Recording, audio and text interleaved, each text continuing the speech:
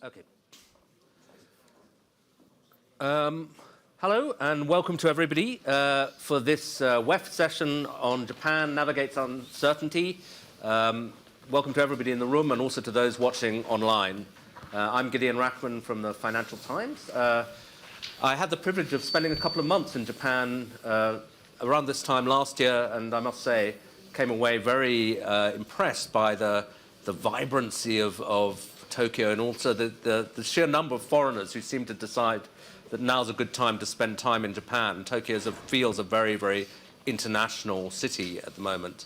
So it's great to be able to have a panel discussion on the future of Japan and how Japan fits into this increasingly uncertain world. And we've got a super panel to discuss everything. To my immediate left, we have Ryosuke Akazawa, who I'm going to read this out because he has many titles.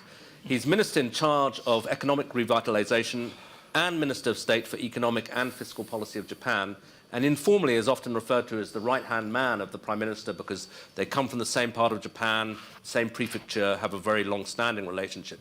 So I'm sure he can give us an insight into how the new government and the new Prime Minister are approaching things.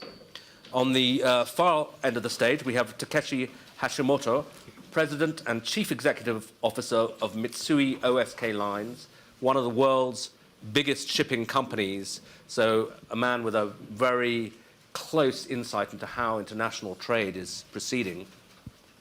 In the middle, we have Miliko Spalic, the Prime Minister of Montenegro, who is a man who, as you will hear, has long-standing connections with Japan and indeed was conversing in fluent Japanese backstage just before we came on. And also Busi Mabuza, who's chairperson of the Industrial Development Corporation of South Africa, and over the next year has a crucial international role. South Africa is chairing the G20 for a year. Busi is in charge of the B20, which is the Business 20 organization.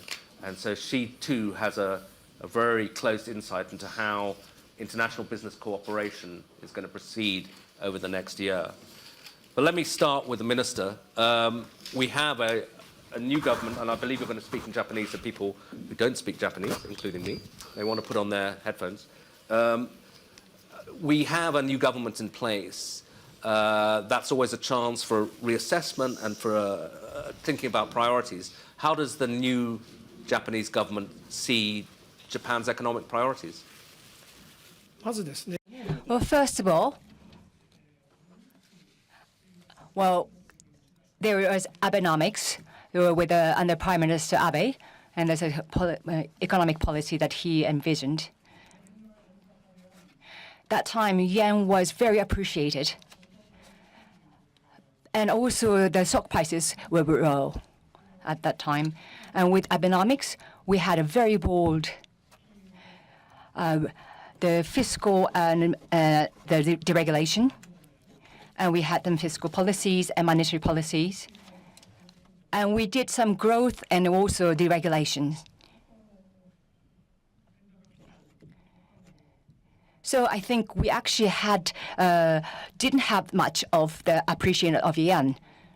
So I think we actually had a very good economy in Japan at that time. And afterwards, Prime Minister Kishida became the Prime Minister as a successor, and he mentioned the new capitalism.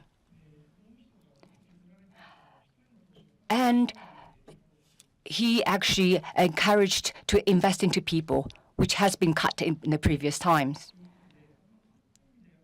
So in that respect, economy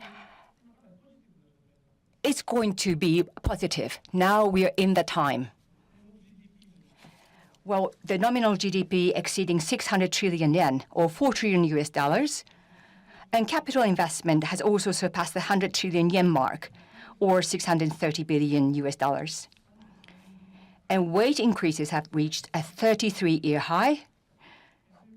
So with these three items combined, in terms of economy,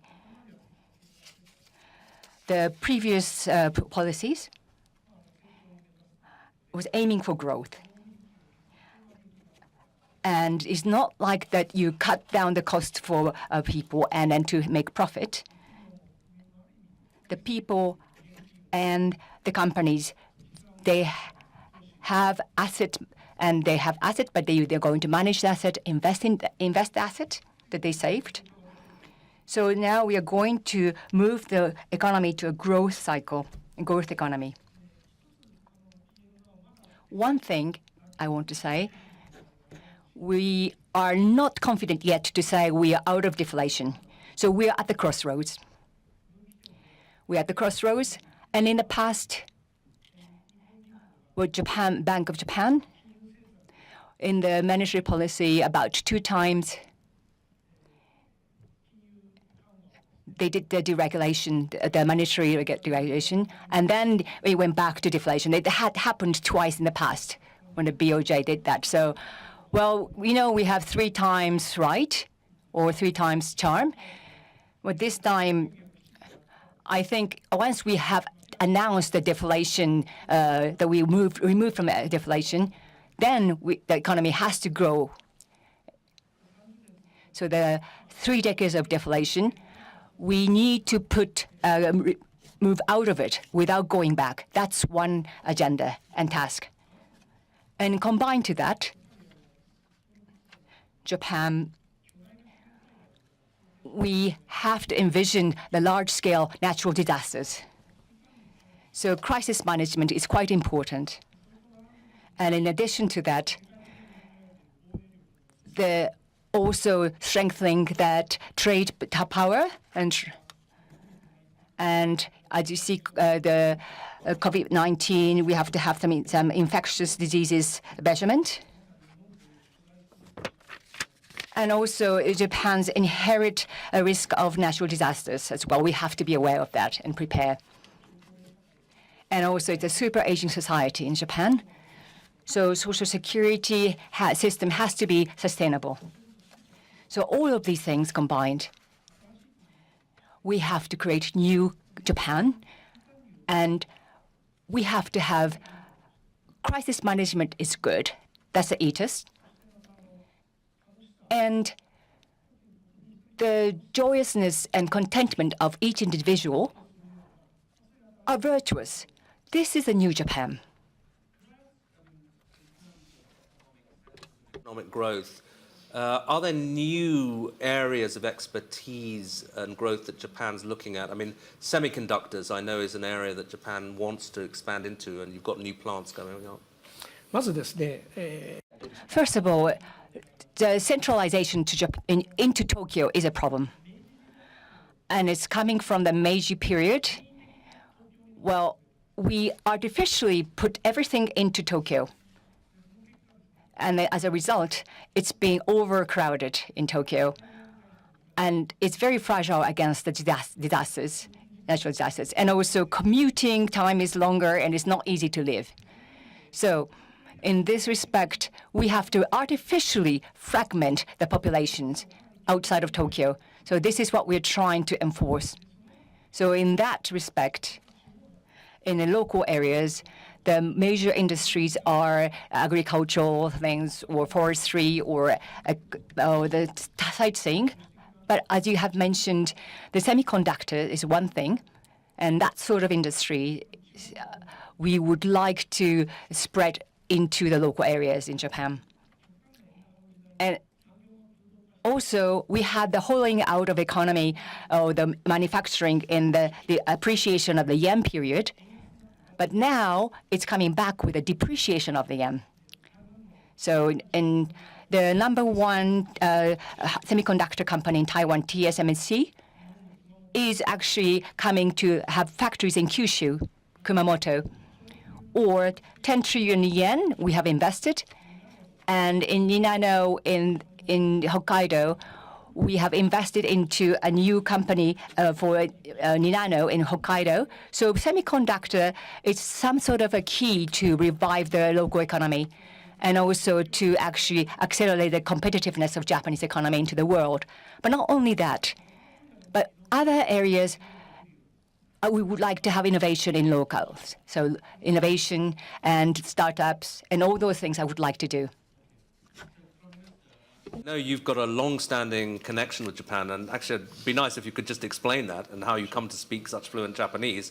But as a friendly outsider and somebody who's come backwards and forwards. I'd just be interested in your general assessment of this moment in Japanese history. アピールしよう Well, my task is to try to appeal Japan. So in order to facilitate people, I would speak in English.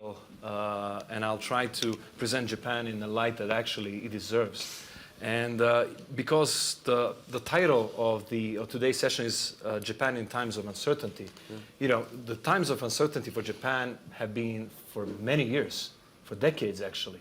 But Japan has been island of certainty, island of stability, and island of safety throughout all of this period of difficult times that the world has seen, actually. So I'm very bullish in Japan. I might be biased as well, as you said. I'm somebody who has spent. I had my university degree out of Japan, and some of the like the best memories of my life I connect to Japan and consider it my second home. But at the same time, I say that Japan has been very reliable, stable, and predictable friend to the Western community, to Europe, especially. And I think this is something that that we have to know. Absolutely, the Japanese economy is going through a very interesting time because after decades of deflation, and we are seeing the proofs finally of inflation picking up in a way that has been unseen since the 80s, actually. Yeah.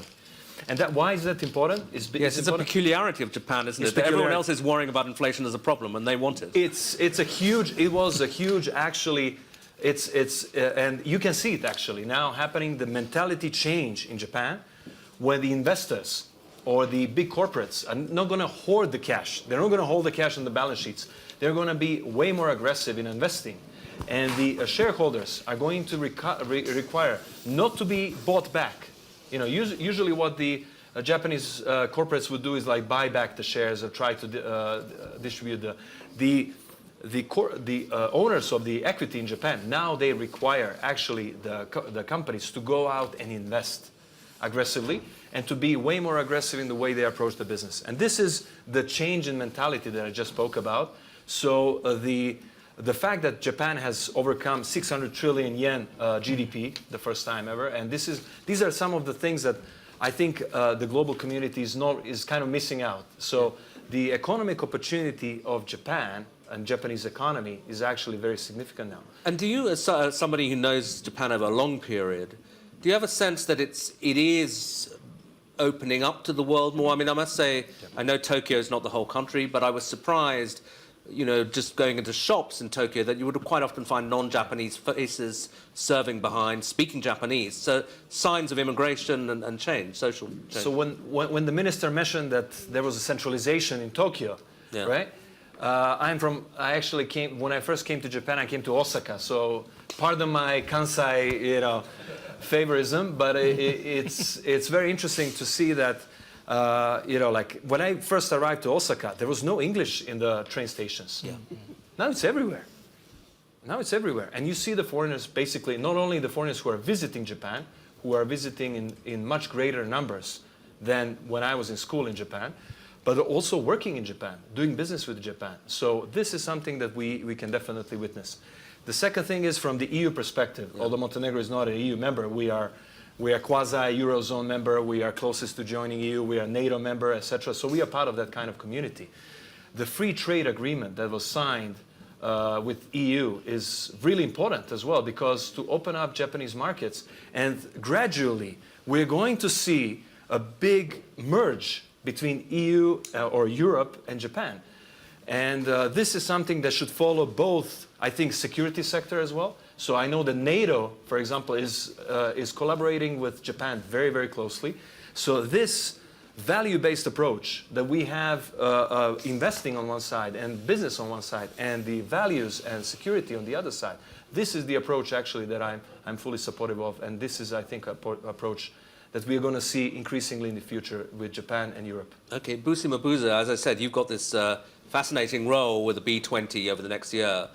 Tell us a bit about how you see that evolving, but with a specific Japan angle, since we're in the Japan session? I mean, what can the Japanese business people, politicians expect from the G20, and what do you hope that they'll contribute? So Gideon, first of all, I must appreciate being invited here as the outside voice, even though I'll agree with the Prime Minister 100% that from the outside in, Japan looks to be an island of stability, an island of peace, an island of human-centeredness, as the Minister already indicated. Japanese companies that have invested, and my experience would be in South Africa, that have invested in South Africa, have brought those people-centered values to the country. Japanese seem to me to take a long-term view when they look for investment opportunities, which is critical for a country and a continent that is as youthful as you will find in the African continent. Now, Japan is a critical member of this multilateral platform that is called the G20. And in this noise of instability and uncertainty, which I think is much louder in the world than it is domestically, we need the adults in the room to stand up.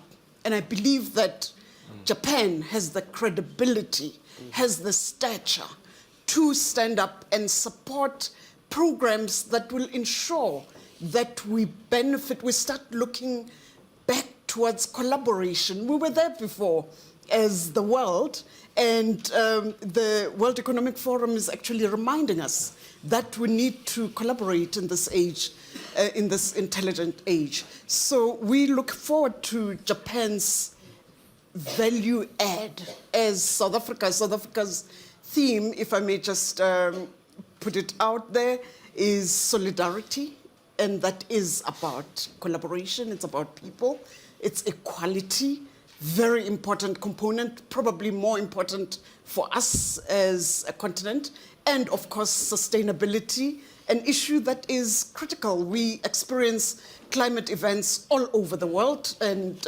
most devastating in our African continent because of the tenuous infrastructure that we have. Right.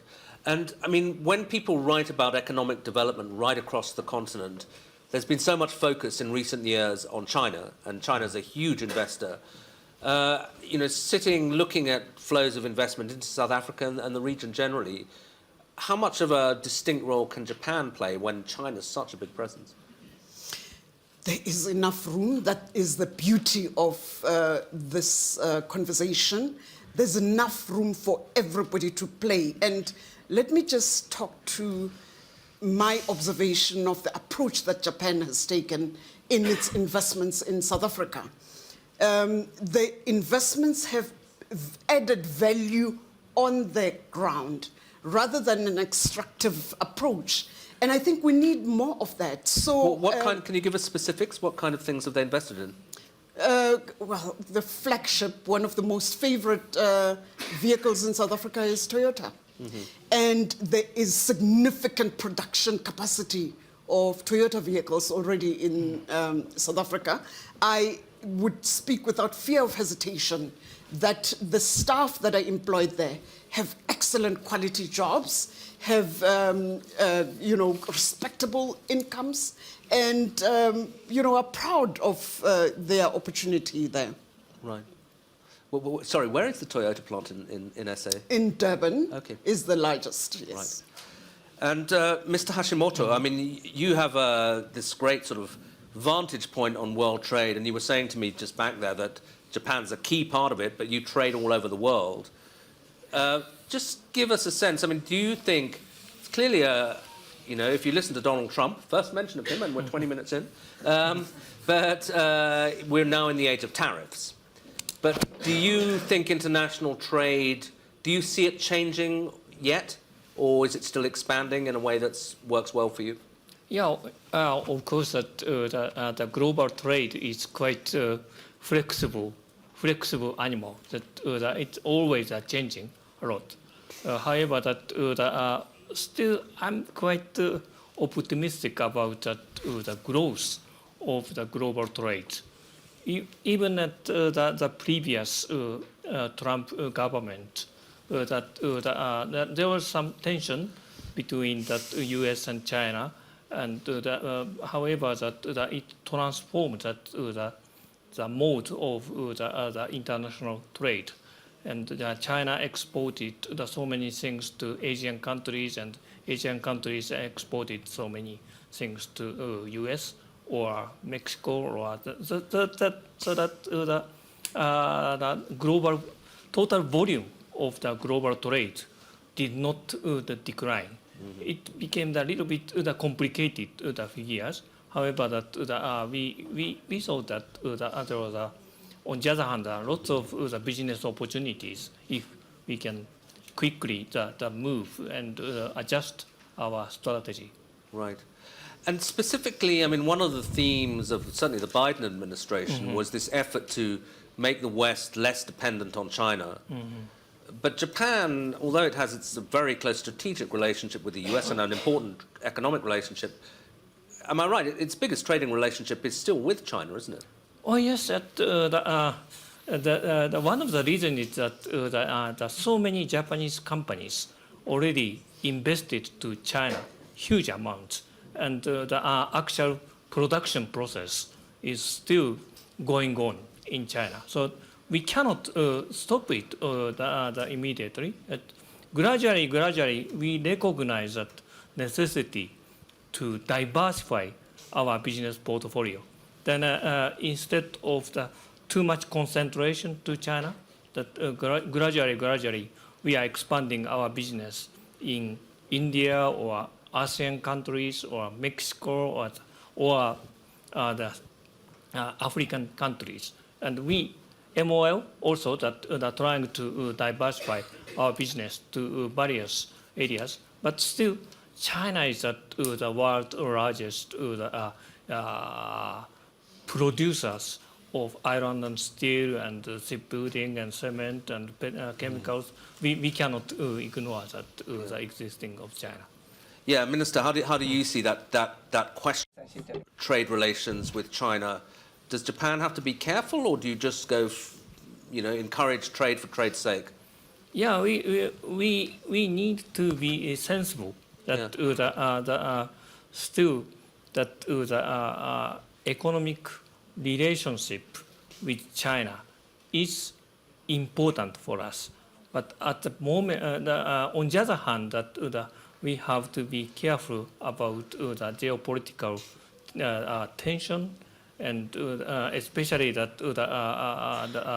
related to the other countries like Russia or North Korea, that our national interest should be respected. Therefore, that it's not so easy choice. However, that we have to continue our business carefully or sensibly, and with understanding that what's going on in the global politics. I mean, Minister, talking about global politics, we were all listening to Donald Trump last night, and his main threats of tariffs later seem to be directed at Canada and Mexico. But he has talked about putting tariffs on China and on Japan. Have you begun to think about the impact of what that might be? For you, Minister. Well, first of all, well, 1/4 of the GDP is shared by the U.S. For Japan, it is a very large presence, and how they're going to do the tariff is not being expressed, so we have to see it. But however, well, in the past 5 years, Japan has been the top investor in the States. So that sense, we are actually bringing factories to many parts of the U.S. So we are contributing a lot to the U.S. economy. So President Trump considers tariffs. Well, I don't know, 11 piece. So he may say something to Japan, but the amount of investment and contribution that we're doing, I think we're number one in the world, and something that we can negotiate. But one fact is that President Trump is with China, and if they start trade war, and then it will be a big effect in 3 months. So we're doing a lot of simulations if that happens, the trade war between the US and China. ということは、yes, in that respect, what kind of policies we have to come up with, so we have to be prepared. So that's my thought. But however, the important thing is that we have a win-win relationship, that we build that one. So we are on the world top level of investment in the US, so we have to explain that. And then we would like to have the investment coming from the US to Japan as well. So this is a very important bilateral relationship. So amongst the G7 countries, well, if you think about it, the Shiba administration is, the Japanese people think because the majority is not the party, the party in power is actually minority, but it is strong. そして Mabuza said she looked to Japan to represent a traditional good sense on internationalism. Do you think Japan can play a role within the G20 and elsewhere to argue, for example, the World Trade Organization, the World Health Organization, the importance of these international groups? そこはですね、現実的な対応は For this, we have to be practical. First of all, stability is we have a country. So she said that. So Japanese people needs to change. So when the Japanese people think they need to change, that's big. So, even though the decision takes time, but once it's decided, it's fast. So we are actually rapidly declining the population. And within the next 20 years, 20% of the workforce is diminished. And we have to change pinches to chances. So we don't have to worry about the unemployment rate. So we have to raise wages and raise productivity. So we have to do that. And so I think we can say we are a stable country. So Japan is a great opportunity for inward investment. I wanted to say that. And the trade is actually very practical. So we have climate warming, and we have global issues. Japan would like to play an important role. And Japan also, we need the nuclear power plants, but we rely on the fossil fuels. So hybrid is important. So some part of the fossil fuels we need to buy. So probably the U.S. might produce the largest producer for the fossil fuel, and that's something that we need to think about with a good balance. So the two countries' economic relation needs to be balanced. So this is a long-term agreement. So I don't know whether we could do something, but from the U.S., what they want, this is something within our national interest. We would like to look into it and have a good one. And WHO and WTO, those multilateralism, and it might be a time for change. But it's my view that each country's economy is grow.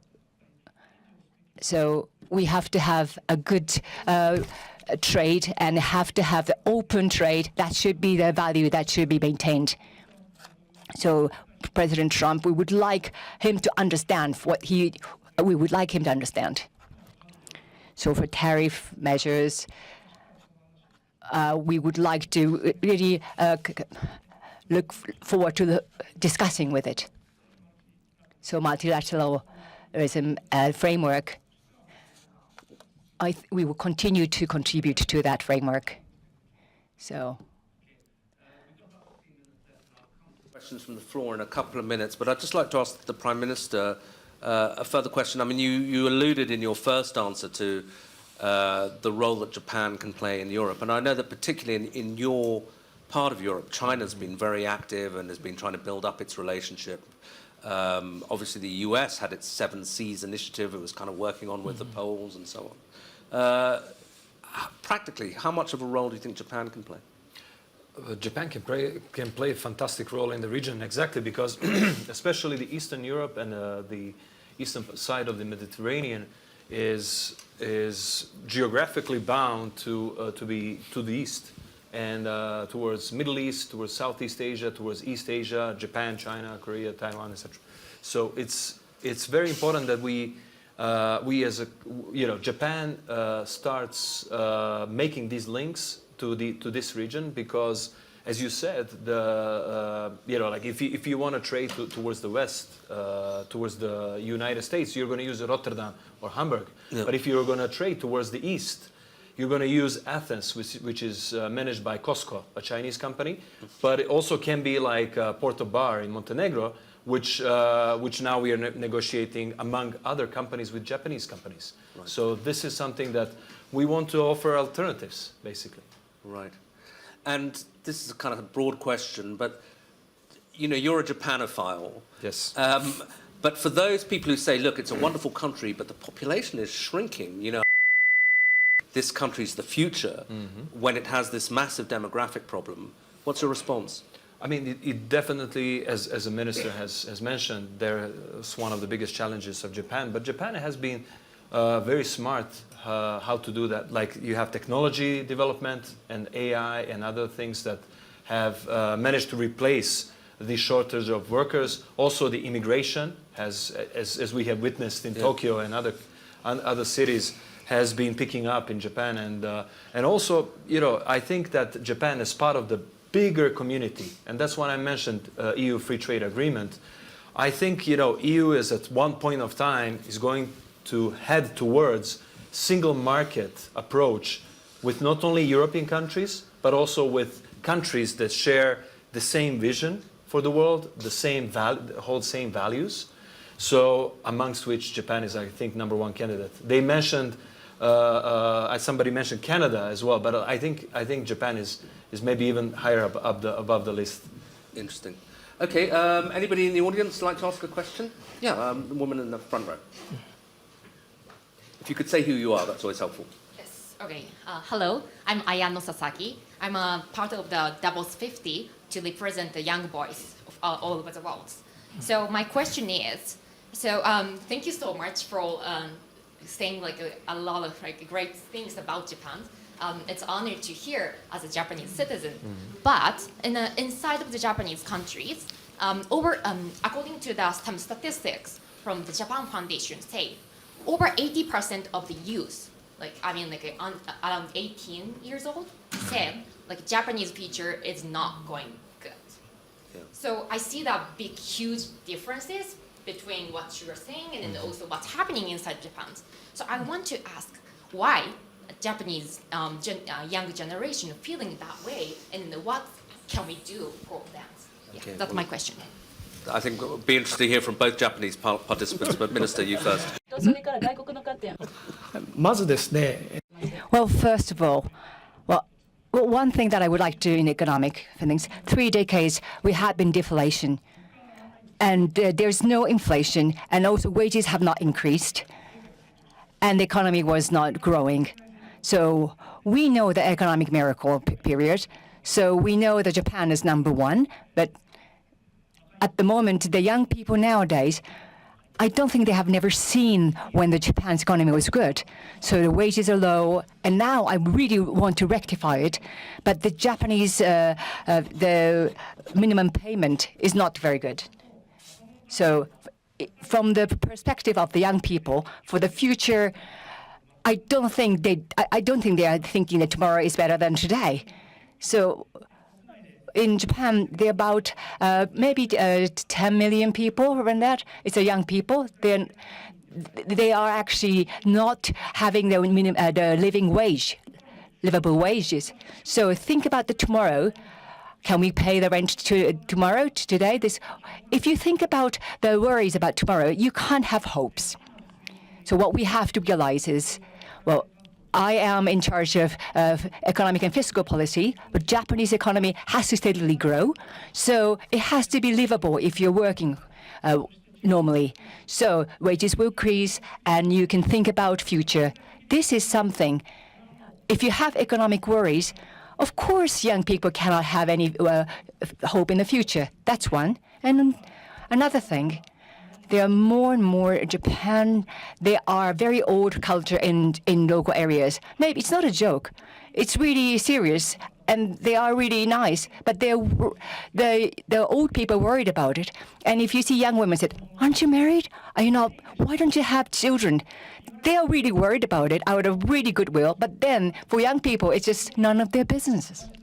So that's why young women would say, "Oh, I don't want to live in local areas." They come to the local areas. So we call it unconscious bias, but that sort of thing exists. So those things are not really comfortable for young people. So what we have to do drastically is that, first of all, if you can live without any worries safely in Japan, and also to change the mindset of the society.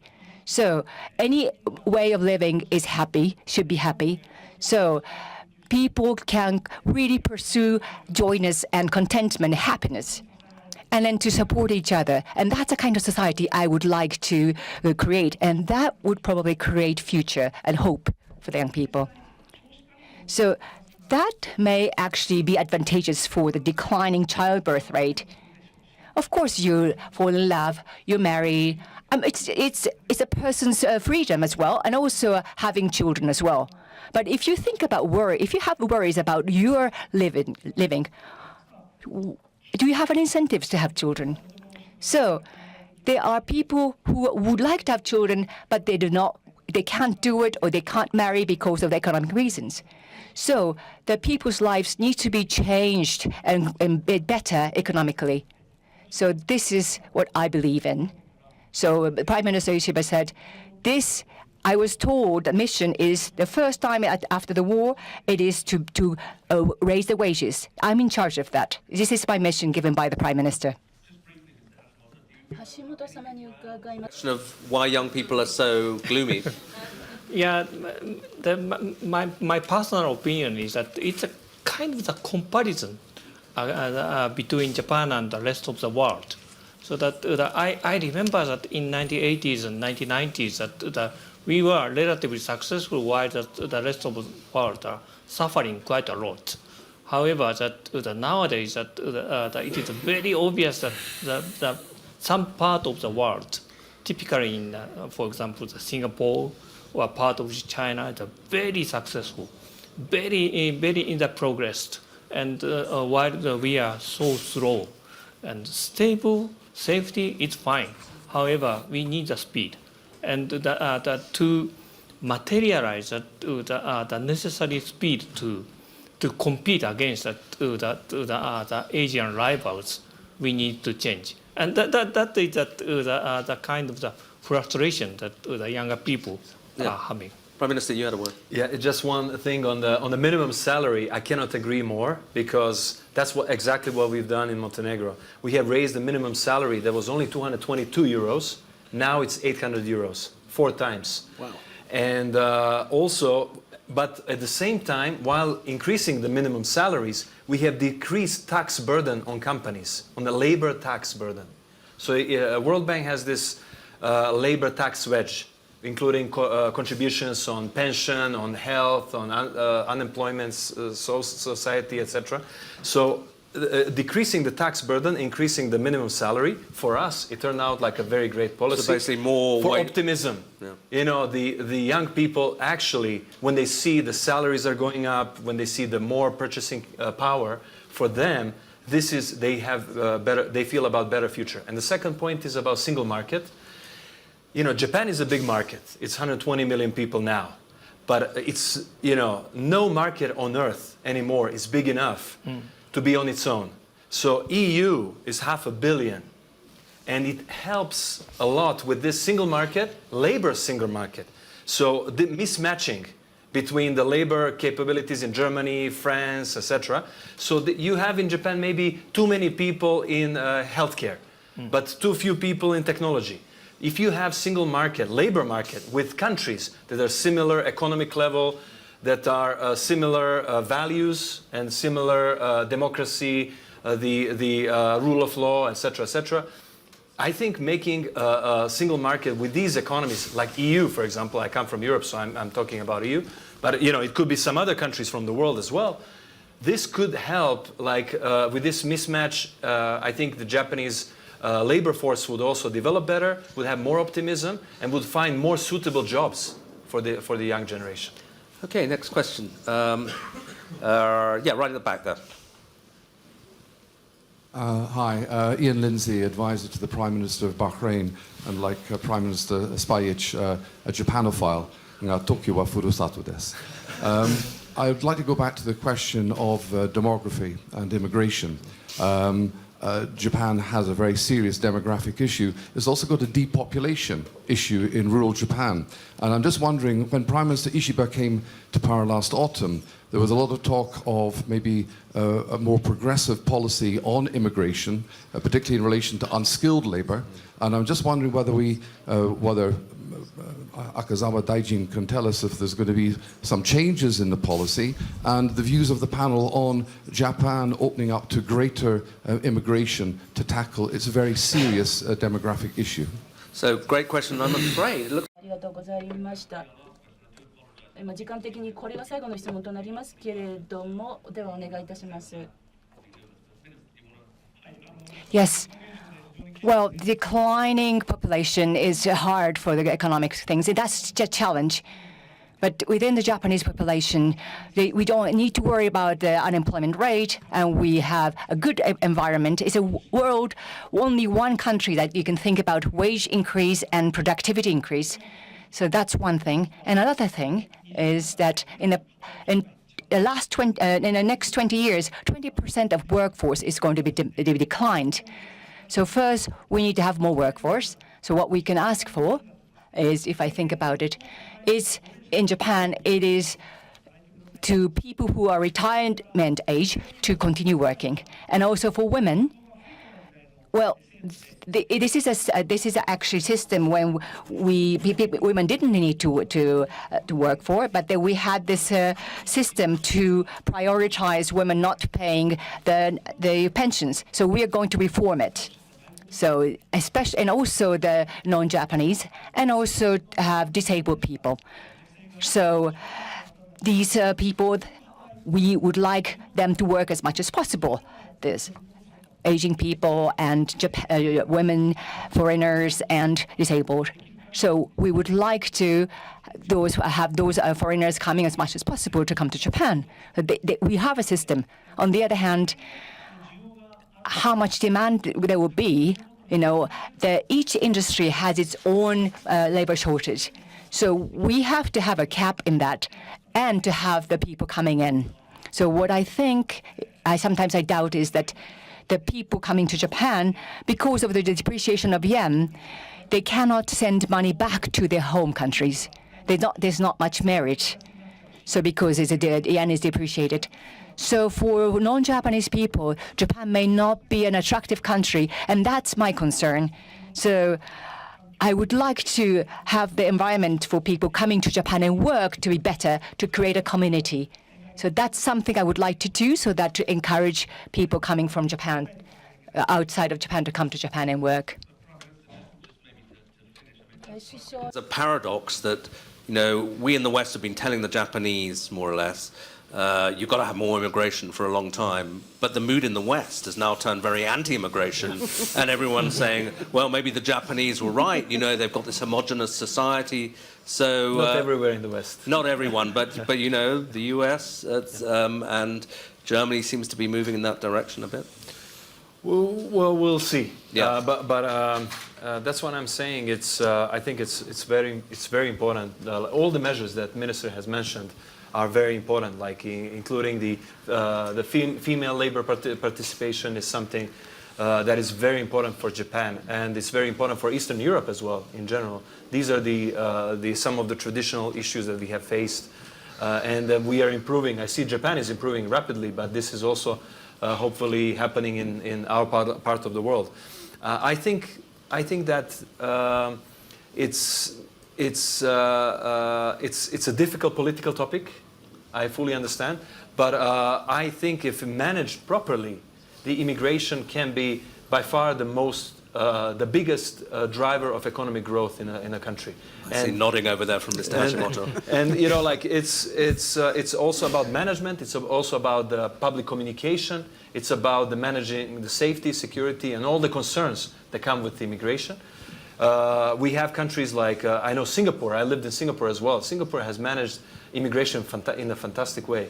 So there are good examples how to manage immigration in a good way, so that the country actually benefits from immigration. Okay, well, thank you all very much. The clock is flashing red, so I guess we better call it a day. But thank you to the panel, and thank you also to the audience.